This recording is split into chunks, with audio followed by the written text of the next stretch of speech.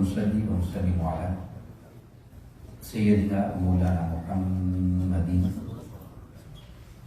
رسوله النبي الأمين المكين الحنين الكريم الرؤوف الرحيم.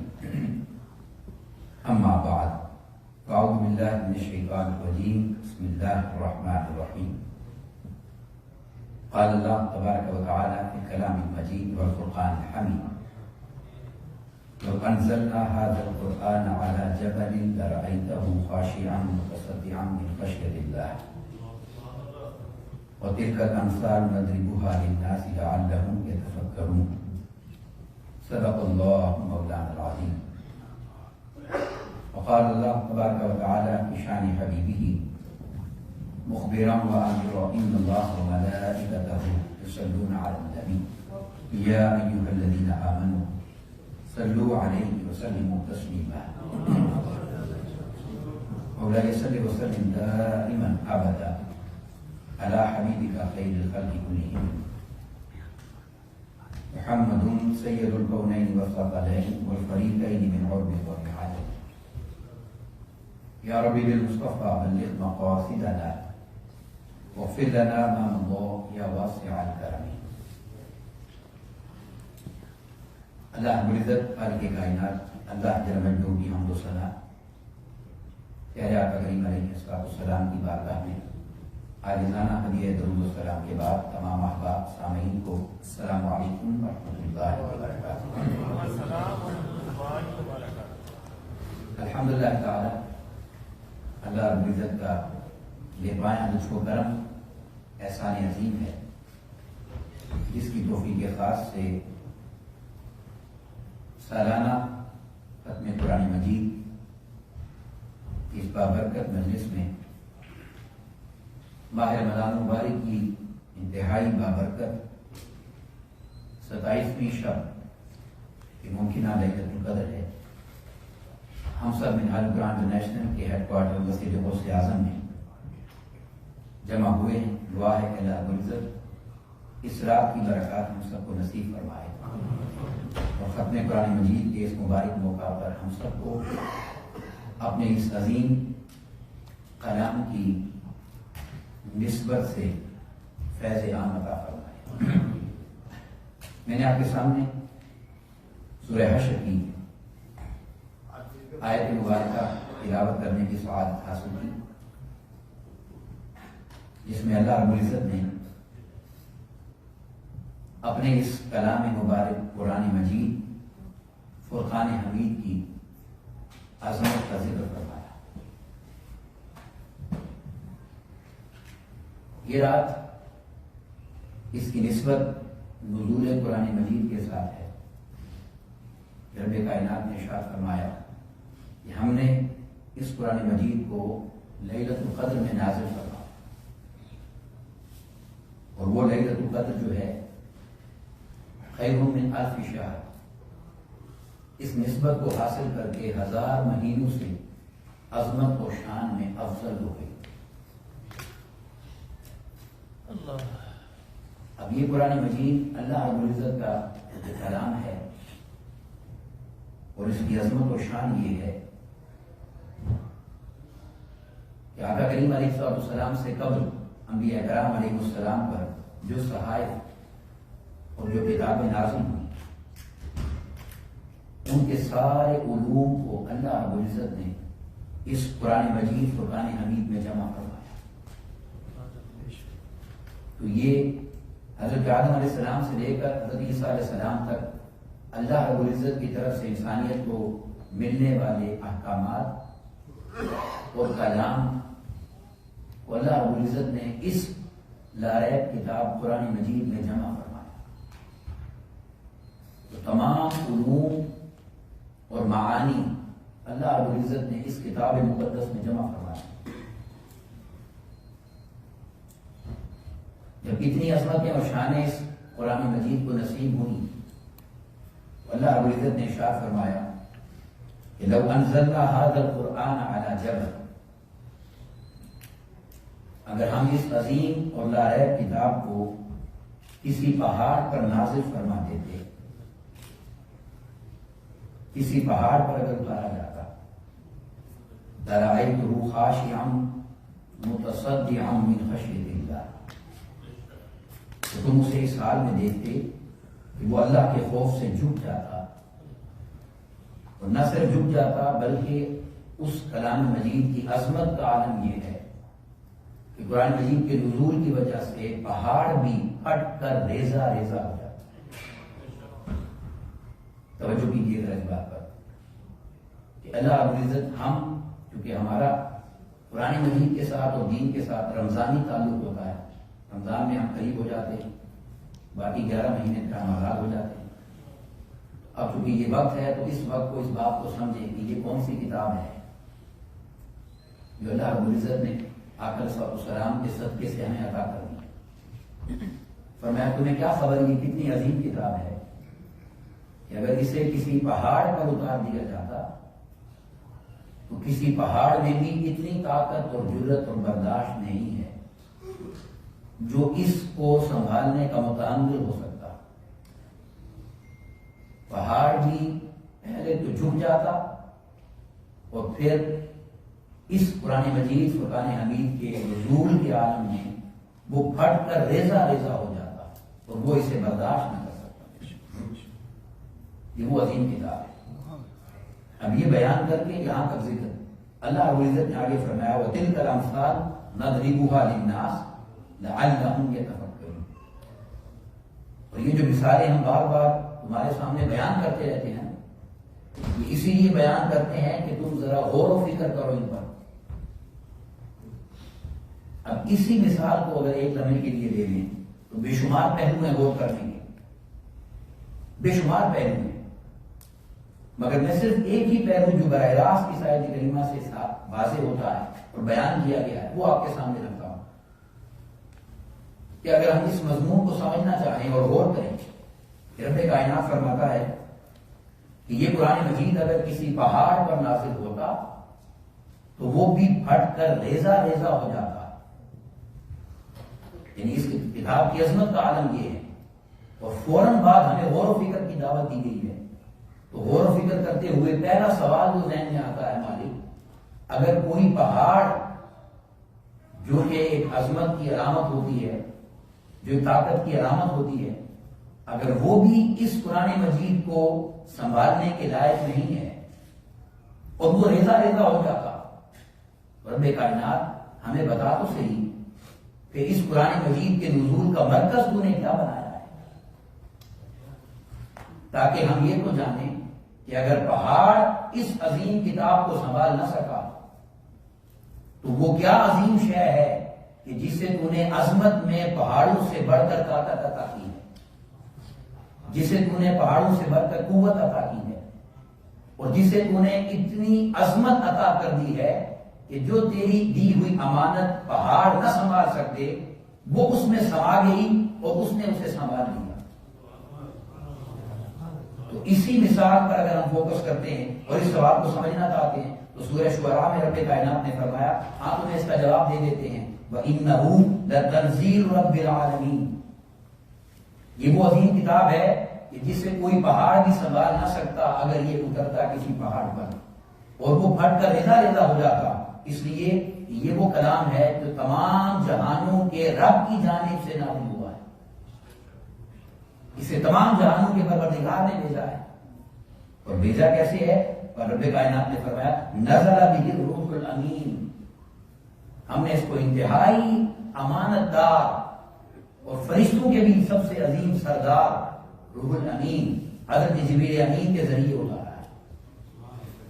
اور اب وہ تمہارا سوال جسے تم سمجھنا چاہتے ہو کہ اتنی عظیم عظمت والی شے کیا ہے کہ جس نے اس قرآن مجید کو سمو لیا اور جس کے اندر یہ سما گیا اور جس کی قوت اور طاقت کا عالم یہ ہے کہ کائنات کے سارے پہاڑ ایک طرف اور وہ مرکز جس پر نزول قرآن ہوا اس کا ایک ذرہ برابر جو اللہ رب العزت نے بنایا ہے وہ تمام کائنات کے پہاڑوں سے بڑھ کر کبھی ہے، طاقتور اور مضبوط ہے۔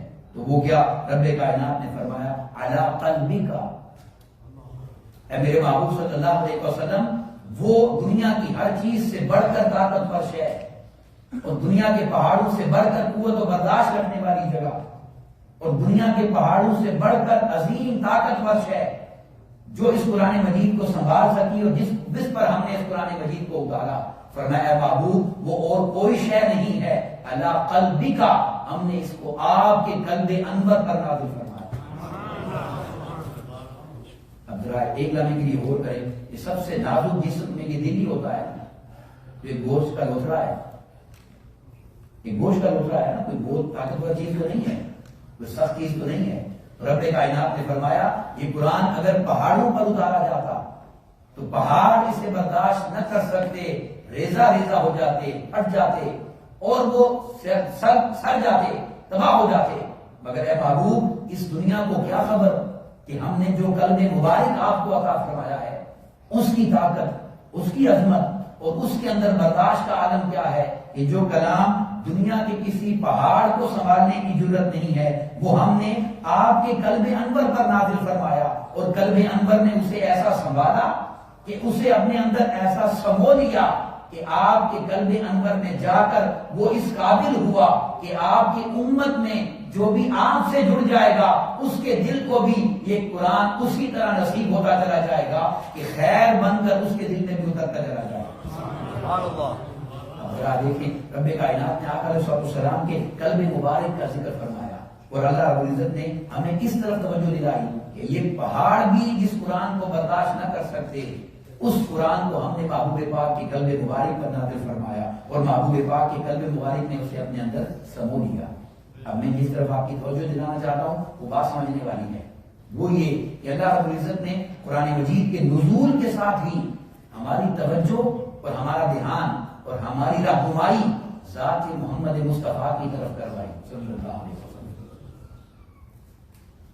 آقا کریم علیہ السلام کی ذات مبارکہ کی طرف کروائی اور بتا دیا کہ اگر یہ قلب انور نہ ہو اور یہ ذات مبارک نہ ہو تو کائنات میں کوئی شے ایسی تھی ہی نہیں جو ہمارے کلام کو سنبھال کر تم تک پہنچا سکتی. اب میں آپ سے سوال کرتا ہوں، آج اگر دنیا یہ کہتی ہے کہ یہ اگر ہم کسی ذات کی بات کرتے ہیں تو معاذ اللہ یہ شخصیت پرستی ہو جاتی ہے، یہ شخصیت پرستی کی بات ہے. یا آسان کر دیتا ہوں، جو صرف قرآن کی بات کرتے ہیں ان سے سادہ سا ایک سوال بنتا ہے کہ اگر تم صاحب قرآن کو چھوڑ دو تو تم تو اس لائق ہی نہیں کہ تم تک یہ قرآن پہنچ سکتا. تم تک یہ قرآن پہنچا ہے تو وہ صاحب قرآن کی نسبت سے پہنچا ہے. اور اللہ تبارک و تعالیٰ نے آقا علیہ السلام کے قلب انور کی طرف اشارہ کروا کے ہمیں یہ راز بتا دیا ہے کہ قرآن کا فیض اسی کو نصیب ہوتا ہے جو قرآن کو صاحب قرآن کی نسبت سے سمجھنا چاہتا ہے اور جو قرآن کو صاحب قرآن کی نسبت سے جانتا ہے اور جو قرآن کو صاحب قرآن کی نسبت کی ساتھ سمجھنے کی کوشش کرتا ہے یہ قرآن اس کے دل میں اسی طرح اترتا چلا جاتا ہے اور اس کے دل کو بھی منور کرتا چلا جاتا ہے. کیونکہ آقا کریم علیہ السلام کی ذات مبارکہ وہ ذات ہے کہ اگر ہم آقا علیہ السلام کی سنت طیبہ کی بات کریں، جو طریقہ آقا علیہ السلام کی حیات طیبہ کا ہے سنت مبارکہ کی، تو میرا ایک جملہ یاد رکھ لیں، وہ یہ ہے کہ سنت مبارکہ اور کچھ نہیں. اگر ہم اسے ایک جملے میں سمونا چاہیں تو یاد رکھ لیں وہ چلتا پھرتا قرآن ہے. وہ کیا ہے؟ یہ قرآن تو وہ ہے نا جو کتاب کی صورت میں کلام اللہ نے ہم پر نازل فرمایا اور ہمیں عطا کر دیا. فرمایا ہاں یہ قرآن ہے مگر چلتا پھرتا قرآن وہ سنت محمد مصطفیٰ ہے صلی اللہ علیہ وسلم. اور اسی قرآن کو اگر ہم حدیث کی معنی سے سمجھنا چاہیں گے، حدیث کے روپ سے کیا ہے؟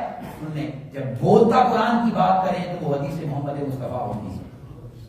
یعنی آقا علیہ السلام کا بولنا، آقا علیہ السلام کا کلام فرمانا وہ یہ ذریعہ بنا کہ ہم اس قرآن تک پہنچے.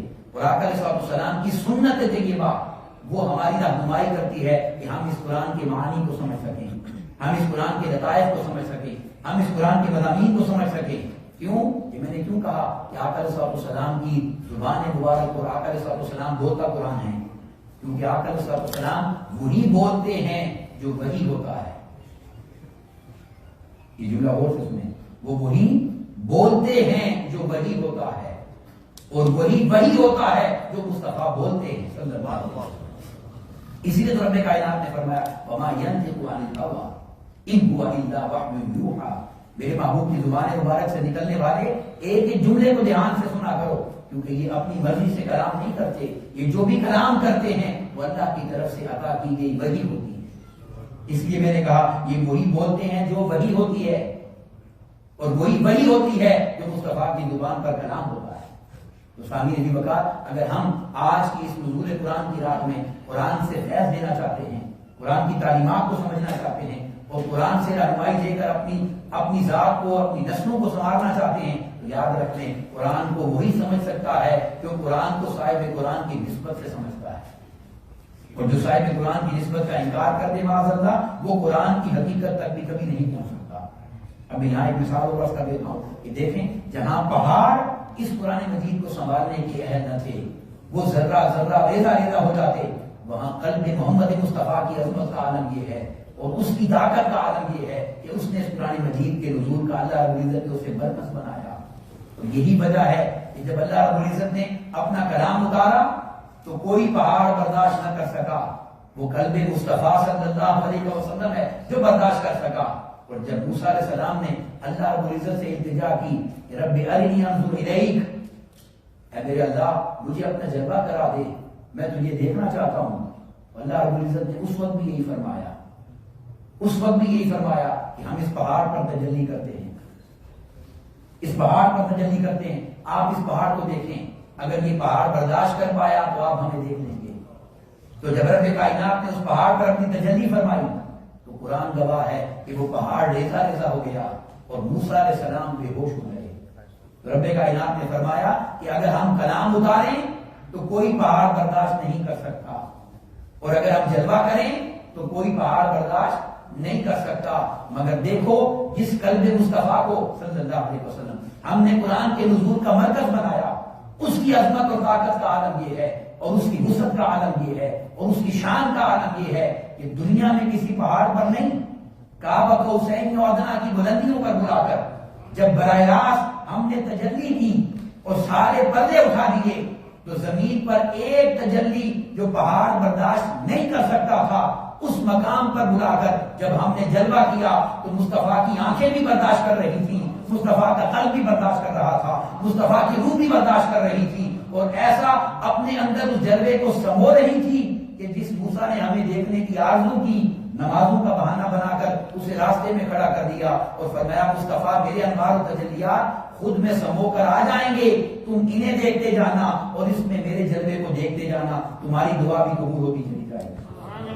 رب کائنات نے ان دونوں مقامات پر ہمیں یہ مطلب سمجھایا کہ اگر تم قرآن کو سمجھنا چاہتے ہو تو قرآن تمہیں صاحب قرآن کی نسبت سے سمجھ آئے گا، قرآن تمہیں صاحب قرآن کی نسبت سے سمجھ آئے گا. اور میں اس پورے مضمون سے جو نتیجہ لینا چاہتا ہوں اپنے لیے، آپ کے لیے، یہ ایک تحفہ ہے آیت کریمہ، اس کو یاد رکھ لیں. اس پر میں گفتگو مکمل کرتا ہوں. خدا کے لیے وقت مشکل ہے، ہوش کے ناخن لیں. ہم لوگ ایسی اللہ کی طرف سے جو ہمیں رحمتیں برکتیں مل جاتی ہیں، ایسی عظیم راتیں خوش ہو جاتے ہیں، مگر ذرا باہر پر دھیان رکھیں، باہر کے ماحول پر. ہمیں اپنے نسلوں کے ایمان کی فکر کرنی ہے. ہمارا وقت گزر گیا ہے، اللہ کا شکر ہے، لیکن اگر ہم نسلوں کا ایمان نہ بچا سکے ہماری آخرت بھی تباہ ہو جائے گی. تو میں آپ کو صرف قرآن مجید کا ایک نسخہ دینا چاہتا ہوں. اگر چاہتے ہیں کہ ایمان محفوظ ہو جائے تو ضمانت اللہ سے لیں گے، کسی مولوی کی ضمانت نہیں ہے. یہ اللہ رب العزت کا عطا کردہ کلام ہے اور ضمانت ہے. آگے فیصلہ آپ کا ہے، جیسے کریں. منہاج القرآن جو حضور شیخ الاسلام نے نام رکھا قرآن کا راستہ، تو قرآن کا راستہ آپ کو بتا دیتے ہیں. اللہ ہمیں عمل کی توفیق عطا کر دے. یہ سورہ آل عمران کی آیت مبارکہ نمبر 1 ہے. اللہ رب العزت نے فرمایا اگر تمہیں خوف ہے کہ تمہارا ایمان نہ چلا جائے، اچھی بات ہے، خوف ہونا چاہیے مومن کو. اگر تمہیں خوف ہے کہ تمہاری نسلوں کا ایمان نہ چلا جائے تو ہم تمہیں حفاظت کا راستہ بتا دیتے ہیں. عمل کرنا تمہارا کام ہے. اے اللہ ہم اپنا اور نسلوں کا ایمان کیسے بچا سکتے ہیں؟ رب کائنات نے فرمایا وَكَيْفَ تَكْفُرُونَ، تم کیسے کافر ہو سکتے ہو؟ یعنی دنیا کی کوئی طاقت تمہیں کفر کی طرف نہیں لے جا سکتی. اب کیسے کرنا کیا ہے تم نے؟ فرمایا وَأَنْتُمْ تُتْلَىٰ عَلَيْكُمْ آيَاتُ اللَّهِ، اگر تم صرف رمضان میں قرآن نہ سنو، اس قرآن کو پورے سال سنو، پورے سال قرآن مجید کی مجلس سے سجاؤ، درس قرآن کی مجلس سے سجاؤ، قرآن کو سننے کی مجلس سے سجاؤ. صرف رمضان کے میں قرآن کے ساتھ تعلق نہ جوڑو. فرمایا سن لو اگر ایمان بچانا چاہتے ہو وانتم تتلا علیکم آیات اللہ، اگر تم نے اپنا تعلق اللہ کی آیات قرآن سے جوڑ لیا. اب قرآن پڑھنے پڑھانے والے سننے سنانے والے بھی بہت ہیں، مگر اللہ رب العزت نے بتا دیا کہ صرف یہ نہ دیکھنا کہ کس کی قرت اچھی ہے، یا صرف یہ نہ دیکھ لینا کہ کس کے فالوور زیادہ ہیں، یا صرف یہ نہ دیکھ لینا کہ کس کی مسجد میں رش زیادہ ہے. یہ بات کوئی ضمانت نہیں ہے. فرمایا اس کی مجلس میں بیٹھ کر قرآن سنو وفیکم رسول، جو تمہیں یہ عقیدہ بڑھائے کہ اللہ کا رسول آج بھی موجود ہیں، جو تمہیں مصطفیٰ کی حیات کا، حضور کی معرفت کا، حضور کے ادب کا، آقا علیہ السلام کی محبت کا اور حضور سے رشتہ جوڑنے کا درس دے. جو اسے شخصیت پرستی کہے وہ تلاوت تو اچھی کرے گا، قرآن ایمان کی ضمانت نہیں دے گا. فرمایا دو راستے ہیں امت کے لیے، اگر ایمان بچانا چاہتے ہو تو قرآن، اور وہ قرآن جو نسبت صاحب قرآن سے ملے. تو فرمایا وانتم تتلا علیکم آیات اللہ وفیکم رسول، ایسا قرآن سیکھو جس سے تمہیں عظمت مصطفیٰ کی سمجھ آئے، جس سے تمہیں شان مصطفیٰ کی سمجھ آئے، جس سے تمہیں مصطفیٰ کے مقام کی سمجھ آئے. تو اگر تم قرآن سے حضور کا مقام سمجھنے لگ جاؤ گے تو قیامت تک کے لیے ہم تمہارے ایمان کے ضامن ہو جائیں گے، ہم تمہارے ایمان کے ضامن ہو جائیں گے. سوامی نے بھی بتا قرآن مجید کی تعلیمات ان سے لیں جو قرآن سے صاحب قرآن کا درس دیتے ہیں، جو قرآن سے عظمت صاحب قرآن بیان کرتے ہیں، اور جو قرآن میں سے ایک ایک لفظ، ایک ایک آیت، ایک ایک نقطے سے یوں حضور کی شان نکال کر دکھاتے ہیں کہ زیراں زبراں تشداں مداں سب شان تیری بھی چاہیاں، زیراں زبراں تشداں مداں سب شان تیری بھی چاہیاں، عامہ لوگوں خبر نہ کائی خاصا رمضاں پہنچا. تو سامع نے بھی بتا یہ اللہ کا شکر ہے نہاد القرآن اور حضور شیخ الاسلام وہ مرکز ہے جو قرآن مجید کے ایک ایک نقطے سے، قرآن مجید کی ایک ایک آیت کریمہ سے اور قرآن مجید کی ایک ایک سورت مبارکہ سے آقا علیہ السلام کی عظمت کا بیان اور آقا علیہ السلام کی شان کا بیان امت کے سامنے کرتے ہیں. آئیے اپنے نسلوں کی ایمان کی حفاظت کے لیے اس مشن و مقصد کو سمجھیے اور اس کا دست و بازو بن جائیں تاکہ ہم اپنے آنے والی نسلوں کے ایمان کی حفاظت کر پائیں.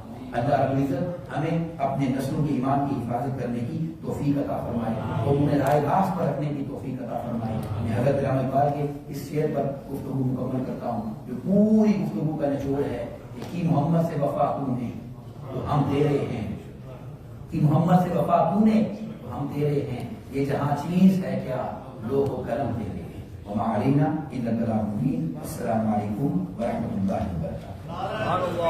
اللہ اکبر. یا رسول اللہ، یا